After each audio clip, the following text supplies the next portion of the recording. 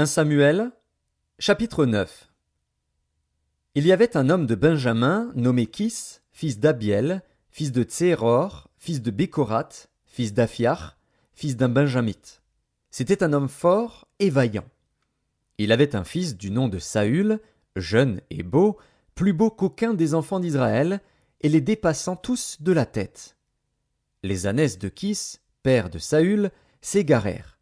Et Kis dit à Saül, son fils, « Prends avec toi l'un des serviteurs, lève-toi, va, et cherche les ânesses. » Il passa par la montagne d'Éphraïm et traversa le pays de Shalisha, sans les trouver.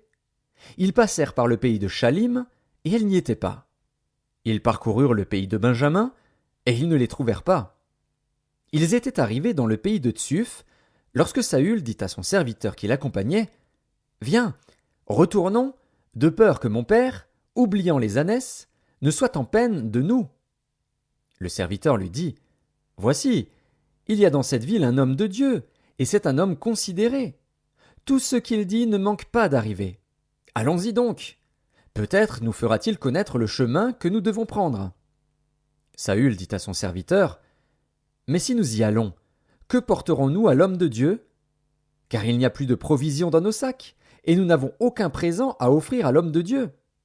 Qu'est-ce que nous avons? » Le serviteur reprit la parole et dit à Saül, « Voici, j'ai sur moi le quart d'un sicle d'argent. Je le donnerai à l'homme de Dieu, et il nous indiquera notre chemin. » Autrefois en Israël, quand on allait consulter Dieu, on disait, « Venez, et allons au voyant. » Car celui qu'on appelle aujourd'hui le prophète s'appelait autrefois le voyant. Saül dit à son serviteur, « Tu as raison, viens, allons. » Et ils se rendirent à la ville où était l'homme de Dieu. Comme ils montaient à la ville, ils rencontrèrent des jeunes filles sorties pour puiser de l'eau, et ils leur dirent, « Le voyant est-il ici? » Elles leur répondirent en disant, « Oui, il est devant toi. Mais va promptement, car aujourd'hui il est venu à la ville parce qu'il y a un sacrifice pour le peuple sur le haut lieu. Quand vous serez entrés dans la ville, vous le trouverez avant qu'il monte au haut lieu pour manger. Car le peuple ne mangera point qu'il ne soit arrivé, parce qu'il doit bénir le sacrifice. Après quoi, les conviés mangeront.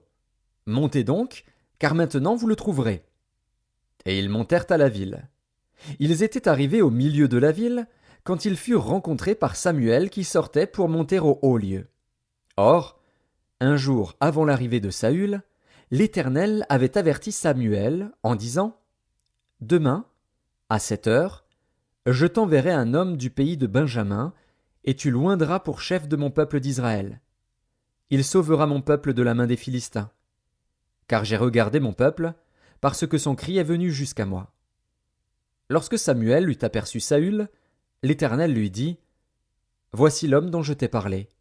C'est lui qui régnera sur mon peuple. » Saül s'approcha de Samuel au milieu de la porte, et dit, « Indique-moi, je te prie, où est la maison du voyant? » Samuel répondit à Saül, « C'est moi qui suis le voyant.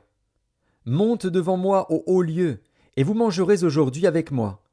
Je te laisserai partir demain, et je te dirai tout ce qui se passe dans ton cœur. Ne t'inquiète pas des ânesses que tu as perdues il y a 3 jours, car elles sont retrouvées. Et pour qui est réservé tout ce qu'il y a de précieux en Israël?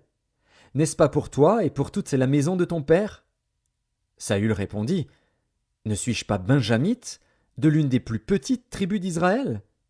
Et ma famille n'est-elle pas la moindre de toutes les familles de la tribu de Benjamin? Pourquoi donc me parles-tu de la sorte? » Samuel prit Saül et son serviteur, les fit entrer dans la salle, et leur donna une place à la tête des conviés, qui étaient environ 30 hommes. Samuel dit au cuisinier, « Sers la portion que je t'ai donnée, en te disant, mets-la à part. » Le cuisinier donna l'épaule et ceux qui l'entourent, et il la servit à Saül. Et Samuel dit, « Voici ce qui a été réservé. Mets-le devant toi, et mange. Car on l'a gardé pour toi lorsque j'ai convié le peuple. » Ainsi Saül mangea avec Samuel ce jour-là.